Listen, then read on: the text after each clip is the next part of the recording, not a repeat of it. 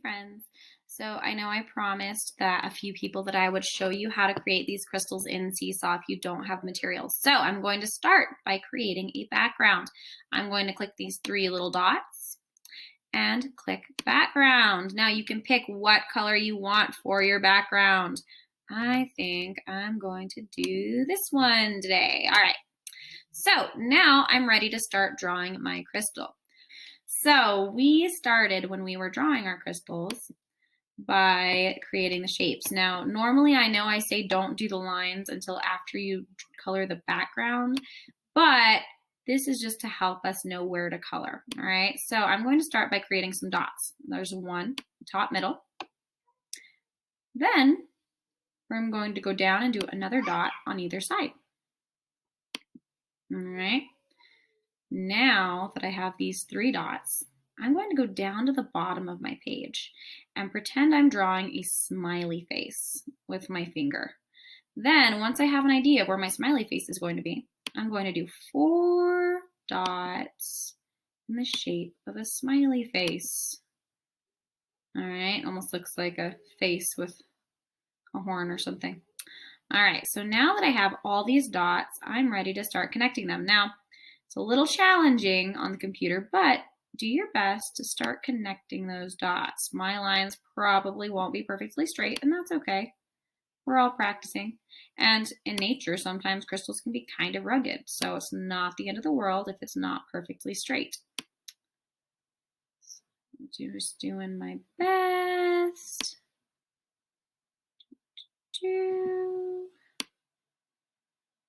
All right, so that's about as good as it's gonna get. Now, I'm going to put 4 dots somewhere in the middle, doesn't matter where. 2, 3, and 4, right? And what we did then was we connected our corners to our dots. So there's one, I think I'll connect this corner. And you're just going to start trying to make different shapes by connecting your corners to the dots that you made and connecting the dots to each other.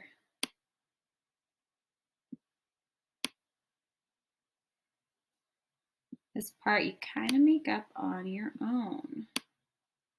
If you want to do your own design for this part, you definitely can. Okay, so now I have my basic shape. I know where I'm going to color. This is where the value is, right? Because our first objective was to create at least 5 polygons. We created 1, 2, 3, 4, 5, 6, 7, 8, 9. 9. All right. Now we are going to work on that value. So I'm going to switch tools to this highlighter tool. And I'm going to pick a color. Doesn't really matter. It's totally up to you. Now, when I use my highlighter tool, let's see what size it is. I think I want it to be a little, well, this size will work. I'm going to pick one of my shapes, click, and then the whole time I'm filling it in, I'm going to hold that button down so I can get one solid color. Now, of course, it's not the brightest blue, right? And that's all right because I'm going to let go now, and then I'm going to click again. And I'm going to leave one side alone, but then fill in the rest. Okay, see how it's getting darker? Now I'm going to let go. I'll click again. It's getting a little bit darker now. I'm just going to color in this part. Let go. Going to click again. And you guys see how every time I click, it gets a little bit darker. So I'm going to keep doing this until my whole edge goes from light to dark. And if you want, you can even go and get some really light. Use your shiny tool. And you remember, when you're coloring these, when you're creating the value, you gotta use this highlighter tool because this is the one that's translucent or partially see-through, all right? So you can do this with any color. It's completely up to you.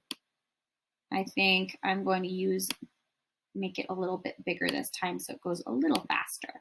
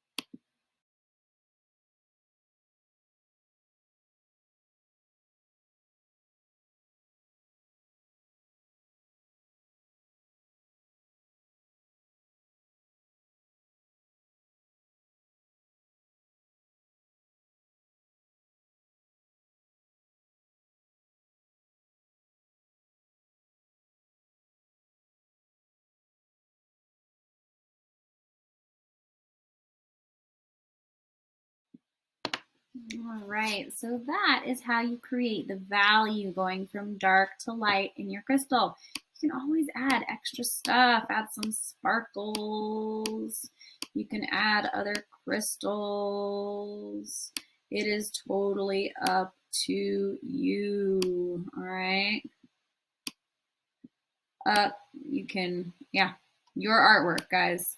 As long as you have at least 5 of those polygons, and you can create that value in them, that's what I'm looking for, all right? I'm really excited to see what you guys do with this.